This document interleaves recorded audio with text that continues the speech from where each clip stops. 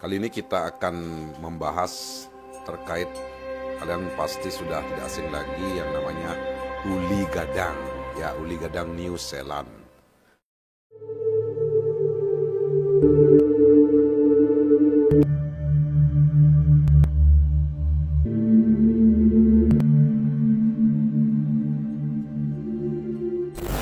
Apa sih fungsi dari uli gadang?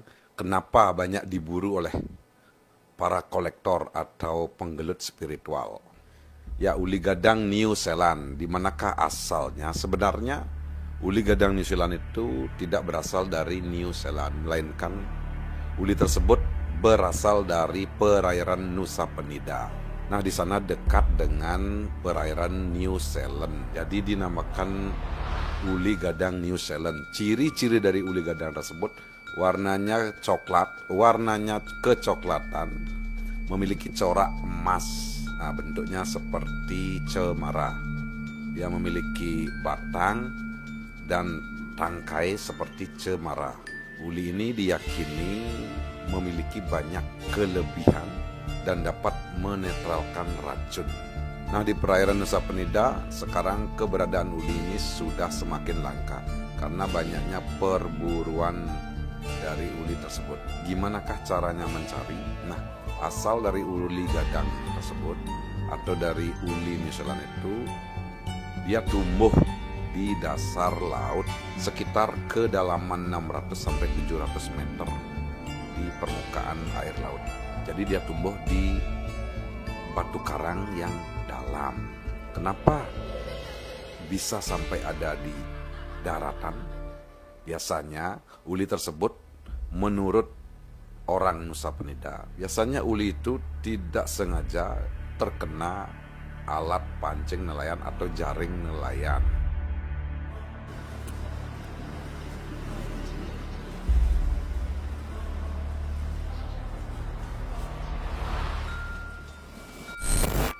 Nah, setelah diangkat, uli itu nyangkut di jaring nelayan. Nah, ada juga katanya uli tersebut dibawa oleh ikan besar.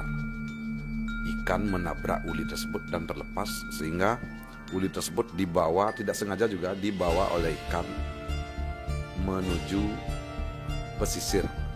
Orang yang menemukan uli tersebut, orang yang memiliki keberuntungan yang lebih, atau orang yang beruntung yang dapat menemukan uli tersebut.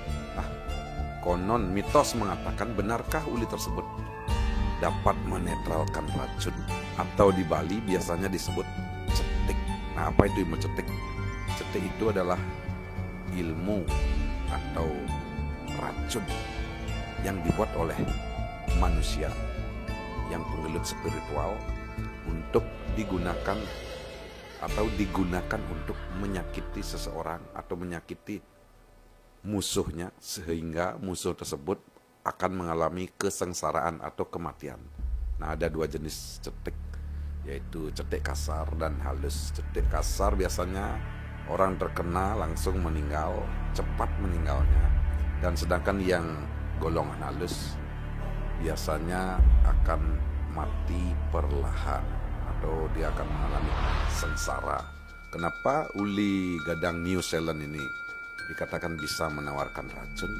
Salah satu video dari konten kreator di YouTube mencoba melakukan tes terhadap kebenaran uli tersebut dengan cara menaruh uli dalam gelas yang berisi air, lalu diberikan racun sejenis portas, dan uli tersebut juga dilarutkan di sana.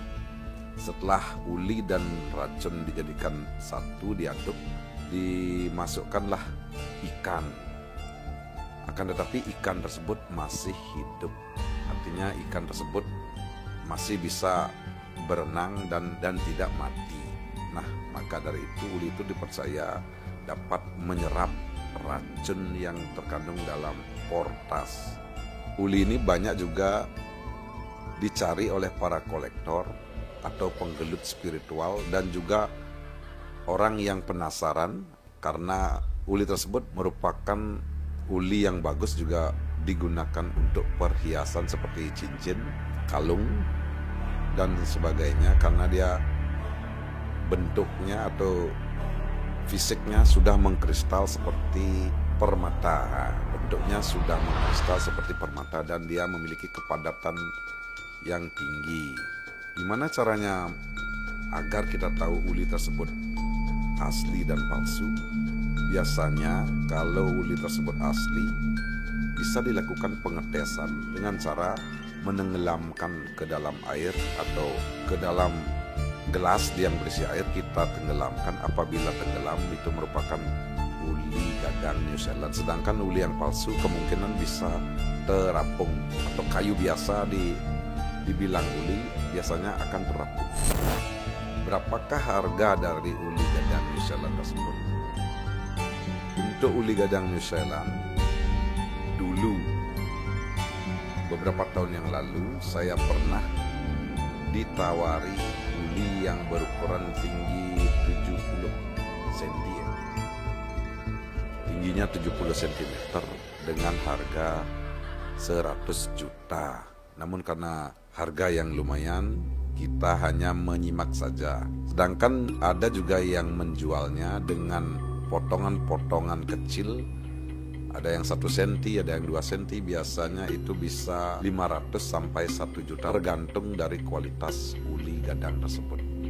Nah, benarkah uli gadang dapat menawarkan racun, atau apa sih kelebihan lainnya dari uli gadang? Konon katanya mitos mengatakan bahwa uli tersebut juga diyakini akan memberikan penolak bala pada orang yang memakai uli tersebut. Salah satu kisah, pernah seseorang yang sedang menonton pementasan calon arang di salah satu tempat di Bali, katanya dia membawa potongan uli yang ditaruh di kantong celananya, sehingga saat dilakukan pengundangan leak,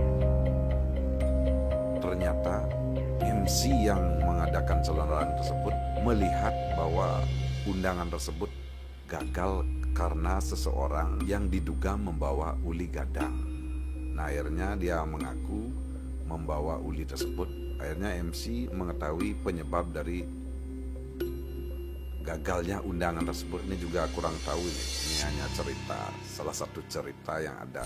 Barang siapa yang ingin mendapatkan uli tersebut dapat kita jumpai di pasar-pasar seperti pasar Klungkung, tradisional Klungkung atau pasar seni Klungkung, dan juga pasar Kerenang. Di sana ada lapak yang menjual uli yang sudah terpotong-potong atau sentian. Akan tetapi kalau mencari yang agak gede atau besar, harus melalui seseorang atau berhubungan dengan kolektor, karena barang tersebut sudah pasti disimpan.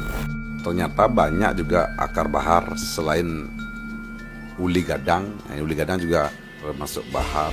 Banyak juga akar bahar yang memang dapat digunakan sebagai pengobatan, terutama melancarkan peredaran darah. Apakah betul apa hanya keyakinan semata? Nah, karena banyak juga yang menyebutkan bahwa akar bahar dapat melancarkan darah, akan tetapi hal tersebut belum pernah dibuktikan, karena setelah dilakukan penelitian banyak yang mengatakan bahwa akar bahar itu mengandung radium.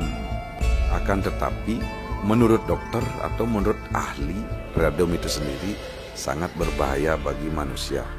Yang ingin lebih jelas silakan googling aja langsung. Namun akar bahar yang memiliki warna hitam dan putih diyakini merupakan bukan golongan kayu, akan tetapi akar bahar tersebut merupakan biota laut atau makhluk laut yang tidak bertulang belakang, membeku, memfosil menjadi bahar tersebut yang disebut akar bahar. Karena dalam pengolahannya, akar bahar yang kaku untuk dijadikan sebuah perhiasan atau gelang bisa dilenturkan dengan cara memberikan minyak kelapa dan dioleskan mengikuti arah sesuai yang kita kehendaki, seperti membuat lingkaran untuk gelang. Oke, kembali ke uli gadang New Zealand.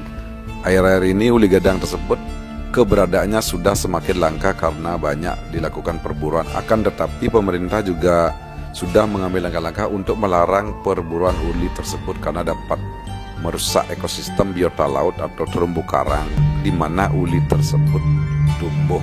Jika uli tersebut dilakukan eksploitasi akan merusak terumbu karang yang ada di dasar laut. Oke, sekian dan terima kasih info terkait uli gadang atau uli. Jika Anda belum puas, silakan googling atau cari tahu di internet atau orang yang lebih kompeten.